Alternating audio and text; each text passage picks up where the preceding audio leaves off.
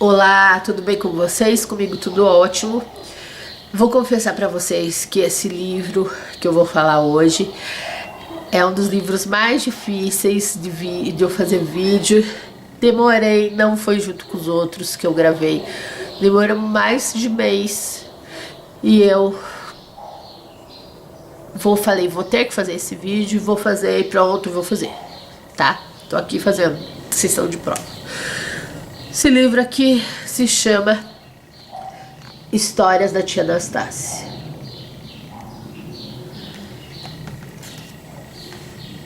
Já vou falar que eu não indico esse livro.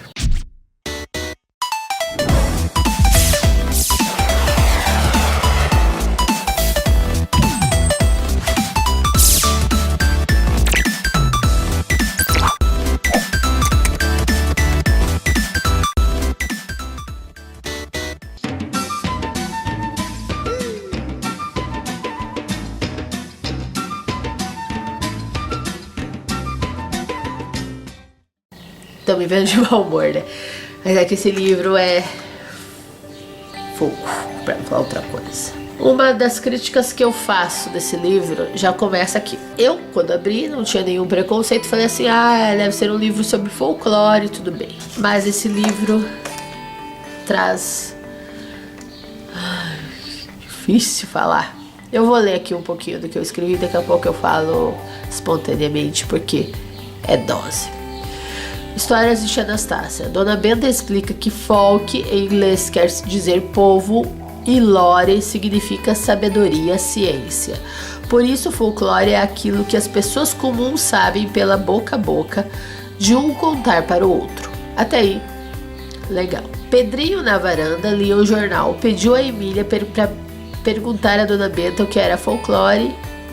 A Emília já é ex-boneca desse livro. A Emília já é uma criança, já é uma menina. Dona Benta explica, né, isso daí, que folclore significa folk, quer dizer povo, e lore quer dizer sabedoria. Explica que é de pais para filhos, as histórias, as anedotas, as superstições, as bobagens, a sabedoria popular, etc. Pedrinho ficou calado, pensou um pouco e disse que Tia Anastácia é o povo. Tudo que o povo sabe e vai contando de um para o outro, ela deve saber. Estou com o plano de espremer Tia Anastácia para tirar o leite do folclore que há nela. Ou seja, Tia Anastácia é o povo. Então olha como que ele trata o povo, gente. Todos esses livros chegam quando a Emília tá falando ou a Narizinha tá falando, não fala beiço porque beiço é de vaca, de animal. Chega pra Tia Anastácia, aquela beiçuda e não sei o que, coisas mais baixas, gente, coisas pesadas.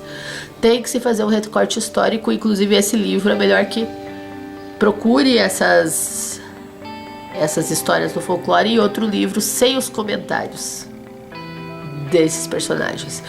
Quando Monteiro Lobato põe o ego dele, ele estraga, sabe? A literatura dele é maravilhosa quando não tem o ego dele influenciando.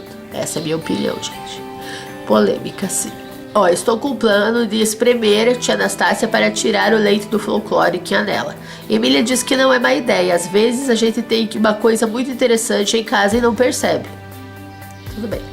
As negras velhas, disse Pedrinho, são sempre muito sabidas. Mamãe conta de uma que era um verdadeiro dicionário de histórias folclóricas, uma de nome Esméria, que foi escrava do meu avô.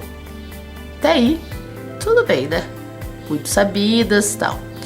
Todas as noites ela sentava-se na varanda e desfiava histórias e mais histórias. Quem sabe Tia Anastácia não é uma segunda Esméria, né? Olha alguns comentários. Eu vou falar sobre os comentários porque são coisas que me chocaram. E esse livro é feito do quê? Esse livro, ele é feito, vou mostrar aqui pra vocês, o índice, várias histórias do folclore. Essas histórias em si, tudo bem, uma coletânea de histórias como faziam vários folcloristas antes. Só que embaixo de cada história, os personagens comentam esse folclore. E nesses comentários saiu uns absurdos, sabe? Márcia Camargos, que fez aqui o prefácio, ela não cita em nenhum momento que esses comentários eram feitos em uma época pós-escravocrata, onde as pessoas ainda eram muito racistas. Faz uma contextualizada, não explica, não critica, não faz um recorte histórico. Igual os outros livros que eu mostrei para vocês, o Poço do Visconde, se você não viu, tá aqui na descrição o link. Eles têm o cuidado de sublinhar o que estava ultrapassado e escrever do lado de azulzinho o que seria hoje em dia. Na gramática da Emília é a mesma coisa. Descrição, o link tudo na descrição. Na gramática da Emília é a mesma coisa. Coisas que mudaram, sublinha e escreve do lado. Achei muito legal, porque, como eu falo, não adianta apagar. Não adianta apagar, a gente tem que ver os monstros de frente, a gente tem que ver como que pensavam algumas pessoas do começo do século XX. Para entender como que foi construído, como que foi poluído o nosso inconsciente coletivo, nosso imaginário popular, com esses ranços de racismo, de machismo. Então, este livro, como todos os outros que eles falam da tia Anastácia, tinha que ser sublinhado e feito uma ressalva, um recorte histórico. Isso era a atenção que o negro merecia. Porque, gente, nessa época que foi escrito esses livros, eles não pensavam que existiam negros leitores. Hoje em dia a gente sabe que existem muitos negros leitores, tá? E isso daqui é um disparate, uma edição de 2011. Não se colocar, não ter empatia, não pensar que os negros, que crianças negras vão ler isso aqui. Vão ler isso aqui por quê? Porque não sabem, vão ler desarmadas, isso que eu tô querendo dizer. Porque você pode muito bem ler se você sabe o contexto histórico. Ai, eu fico tão indignada que eu dou vontade de chorar. Juro por Deus. Ao final de cada capítulo, a turma do Sítio Pica-Pau Amarelo faz críticas e dá opiniões. Para Pedrinho, aquelas aventuras eram interessantes porque no fundo revelavam a mentalidade do povo. Quer dizer, o jeito que os habitantes de um lugar ou país pensavam e se comportavam. Já Emília, sempre indo contra, prefere Lewis Carroll, que criou Alice no País das Maravilhas e as fábulas clássicas de Andersen. Mas nesse livro há histórias para todos os gostos, desde contos da carochinha até acolhidas por estudiosos como Silvio Romero em Pernambuco, Rio de Janeiro e Sergipe. Além de ensinar temas complicados como democracia, cultura popular e política de um modo fácil, esse volume mostra o imenso trabalho de pesquisa feito por Monteiro Lobato para escrevê-lo. Ela não fala nada sobre isso, nada sobre os absurdos que eu vou ler agora, porque aqui a gente não tá para tampar o sol com peneira, né? A gente vai falar o que tá escrito nesse livro aqui. Esses comentários que eu tô falando, comentários são os comentários que os personagens fizeram a respeito da fábula contada. Eu vou citar só alguns para vocês terem ideia do disparate. Bom, vamos lá para os comentários.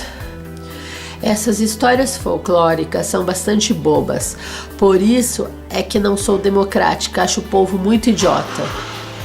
Claro que essa é uma fala da Emília, né? Tudo bem que a Emília, gente, vamos pensar, também não vamos ser aquele politicamente correto retardado. A Emília é uma anti-heroína, né? O anti-herói na literatura infantil, já na primeira leva, uma anti-heroína na literatura infantil. Então é maravilhoso isso, né? Disso daí, de ser uma anti-heroína e tal, e pensar coisas que não tem, tipo, não ter filtro na língua. Sei lá, tem coisas que eu acho que ela é demais, né? Muito Monteiro Lobato projetado, mas tem coisas que eu acho bacana, assim, dela pensar o inverso. Dona Benta, vamos ver o que ela fala. Olha, então, como eu disse, a Emília fala isso tudo bem, mas olha o que a Dona Benta fala. Vou repetir tudo. Essas histórias folclóricas são bastante bobas, por isso é que eu não sou democrática. Acho o povo muito idiota. Daí a Dona Benta fala, vejam só como anda importante a nossa Emilinha. Fala que nem um doutor. Então a Dona Benta, que é uma sábia, né, não repreende ela. Diz que ela tá falando igual um doutor. Por quê? Porque é isso que eles pensavam mesmo. Aí é uma projeção muito grande do contexto da época. de valorizar o saber dos livros, né? E depreciar o que vem do povo, depreciar o que é popular, né? E endeusar os clássicos, né? Em detrimento do popular. Tudo bem que os clássicos são maravilhosos, mas o popular também. Por que uma coisa ou outra, né, gente? Pra que depreciar? Naquela época, né, gente? Mas vamos sempre fazendo esse recortezinho pra hoje. Por quê? Porque no livro não tá feito esse recorte, né, gente? Hoje em dia, a gente tem que ficar aqui fazendo vídeo pra falar dos recortes que deveriam estar no livro. Ai, que indignada que eu tô nesse vídeo, desculpa, gente. Olha o que a Emília fala. A culpa é sua que nos anda ensinando tantas ciências e artes. Eu, por exemplo, me sinto adiantada demais pra minha idade. Sou uma isca por fora, mas lá dentro já estou filósofa. Meu gosto era encontrar com Sócrates para uma conversa. Então você vê, né? Não precisa falar mais nada. Você vê essa coisa aí. Essa coisa da supervalorização do saber clássico, né, formal. Eu também acho muito ingênuas essas histórias de rei e princesas e botas encantadas, diz Narizinho. Depois que li Peter Pan, fiquei mais exigente. Estou de acordo com Emília. Então você vê que os outros personagens, que na verdade todos esses outros personagens aqui, eles estão poluídos pelo ego do Monteiro Lobato nesse livro. Porque quando ele faz os comentários, ele tá se projetando demais, tá ficando muito exposto, assim. É aquela coisa que eu falo, vamos separar a obra do personagem, mas tem hora... A obra do personagem, a obra do autor. Mas tem hora que o autor se coloca na obra, demais. O Pedrinho fala, pois eu gostei da história, diz Pedrinho, porque me dá a ideia da mentalidade do nosso povo. A gente deve estudar essas obras como um estudo da mentalidade do povo. Daí, né, vou falando, tudo bem, vamos para outra. As histórias que andam na boca do povo não são como as escritas, a dona Benta tá falando. As histórias escritas conservam-se sempre as mesmas, porque a escrita fixa a maneira pela qual o autor a compôs. Tá certo, né? Isso é verdade. Mas as histórias que correm na boca do povo vão se alterando com o tempo. Cada pessoa que conta muda uma coisa ou outra, e por fim elas ficam muito diferentes do que eram no começo. Tá certo, até aí, tudo bem. Emília, gosto dos de Andersen, dos de Peter Pan e das de Carol, que escreveu Alice no País das Maravilhas. Sendo coisas do povo, eu passo. É a Emília, né? Por isso que eu falo, uma anti-heroína, nela cabe. Nos outros, nem tanto, né? Vamos lá, Emília. As histórias populares parecem que são uma só, contadas de 1000 maneiras diferentes. Dona Benta, também não encontro grande riqueza de imaginação no nosso povo. Ah, como não, meu Deus, como não, Lobato? Nosso povo que sabe imaginar. Nosso povo cria as coisas maravilhosas aí. Aff, Maria, vê se não é nervoso de ler uma coisa dessas. Isso da Dona Benta, não é de outra pessoa não, Dona Benta. As histórias parecem ser todas do mesmo ciclo. Ciclo é quando há uma ideia central e em redor dela surgem muitas histórias parecidas umas com as outras. Dizem os sábios que elas pertenciam ao mesmo ciclo. Isso foi constatado mesmo, que várias histórias participavam de ciclos. Aqui eu coloquei uma coisa, eu deixei esse comentário aqui sobre as madrastas, porque eu achei interessante o raciocínio da Emília. Isso eu achei bacana enquanto admiradora de estilo literário, assim. Achei bacana ela pensar de um jeito tão diferente, de uma lógica tão diferente. A Emília, eu falo, é a única que poderia, assim, que cabia nela alguns comentários aqui, porque ela é uma anti-heroína. Até tem livros que falam que ela não tem coração e tal. Na verdade, ela não tem empatia com algumas coisas, e uma delas, coisas e pessoas, né? E uma dessas pessoas é a tia Anastácia, que fez ela, né? Isso é caso para outro vídeo. Então a dona Benta fala que existem dois tipos de madrasta. Ela conhece 2 casos de madrasta que são boas. Tudo depende da criatura, não se a mãe é madrasta, depende da pessoa. Há mães tão perversas como as piores madrastas. Claro que existem, né, gente? Não vou nem falar que isso daí tá certo. Agora a Emília fala uma coisa que eu achei muito legal.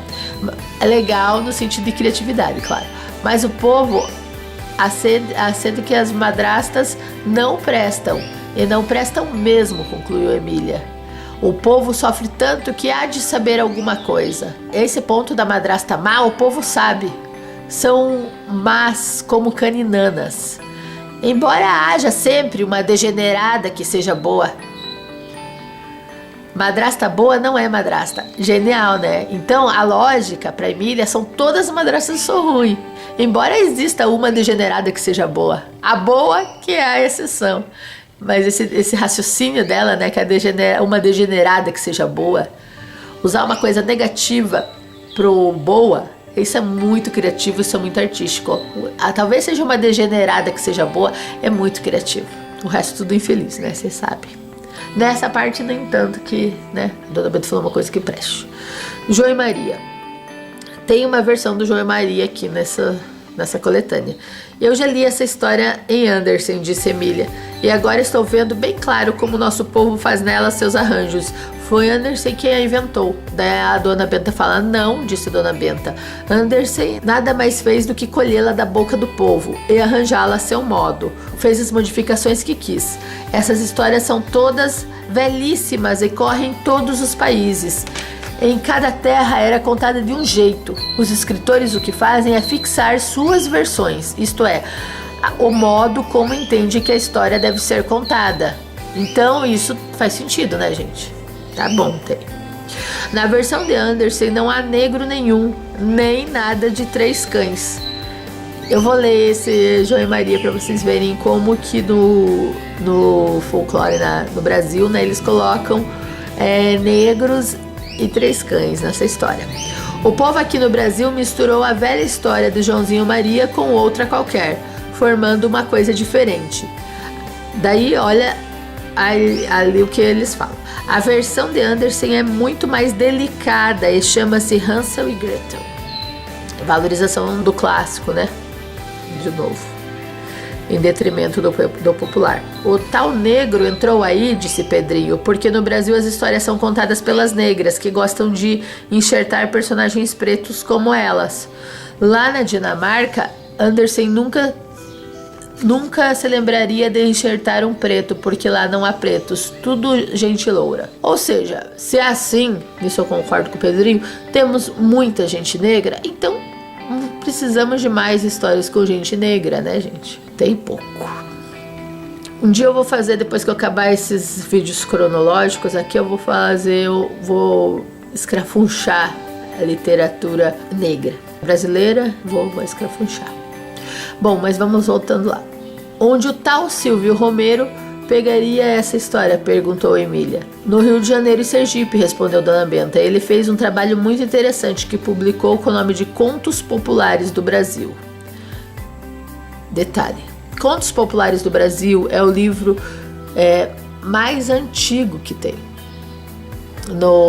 Só que ele é considerado, eu achei ele na parte de folclore, e eu vou falar só sobre ele, o link tá aqui na descrição, sabe? Tem muitos absurdos, me deixou muito irritada também.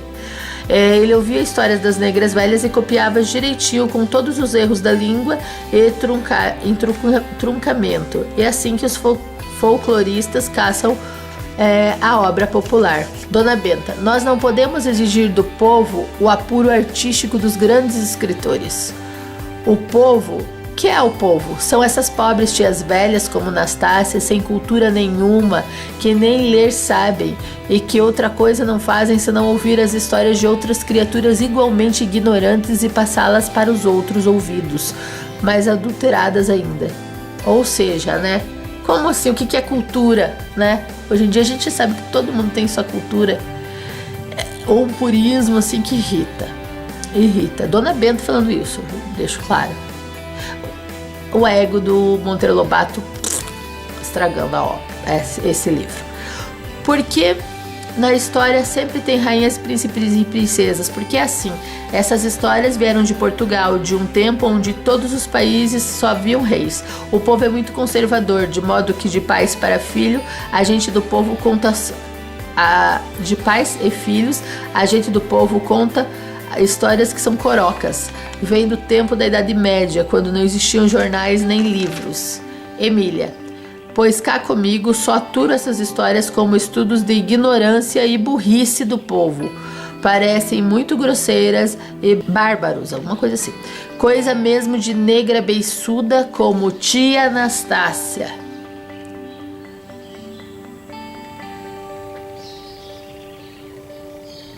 O silêncio me representa.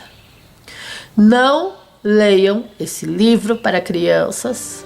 Leiam se quiserem se irritar, saber, né, enfrentar os bichos de frente. E vejam o que não se deve fazer, gente. Não se deve misturar autor. O autor não deve se passar. Não deve se passar e estragar uma obra. Claro que ele tinha uma editora, ele editou, né? Era dele, ele faz o que ele quer. Mas ficou aí pro futuro. 2017 tô lendo isso aqui. E ó, vergonha pra ele, pros filhos dele, pra quem tá. Porque isso aqui foi uma vergonha. Pra finalizar esse vídeo aqui, gente, eu queria mostrar um exemplo do que eu tô falando, que eu gostaria que tivesse, pelo menos na edição. Ó, esse aqui é Aventuras de Tom Sawyer, tá? É uma edição bilíngue. Atrás do livro tá o contexto histórico, tá? Fala um pouco do autor e o contexto histórico. Vou ler só um pouquinho. As memórias da infância e da juventude de Mark Twain serviram de inspiração para a história de Tom Sawyer, que é ambientada em um pequeno vilarejo semelhante ao lugar onde ele viveu às margens do rio Mississippi. Naquela época ainda existia escravidão no estado do Missouri, e Mark Twain escrevera abertamente sobre o assunto na continuação dessa história, As Aventuras de Huckleberry Finn, de 1884. Então, o que eu posso falar para você? Ele fala um pouco da época. É isso que eu gostaria que tivesse sido feito nessa obra, no mínimo. Mas nessa obra, nem isso não salva essa obra. Nem isso salva. Nos outros livros do Monteiro Lobato, eu gostaria que tivesse sido escrito um contexto histórico e feito como no Poço do Visconde, na Gramática da Emília, lá, Emília no País da Gramática, que tivesse sido sublinhado e corrigido, né? Então tá, fico por aqui agora de vez mesmo. Tchau, gente. Eu vou ter que falar isso porque eu fiquei muito indignada, eu vou falar. Olha o que a moça comentou lá. Bom, tá na orelha. Depois de pesquisar e escrever sobre o Saci, Monteiro Lobato reuniu o melhor das fábulas clássicas com os mais conhecidos contos do folclore brasileiro. Lançado pela primeira vez em 1937, esse livro traz 43 histórias do folclore. Não fala nada sobre o recorte. Amassei e joguei fora.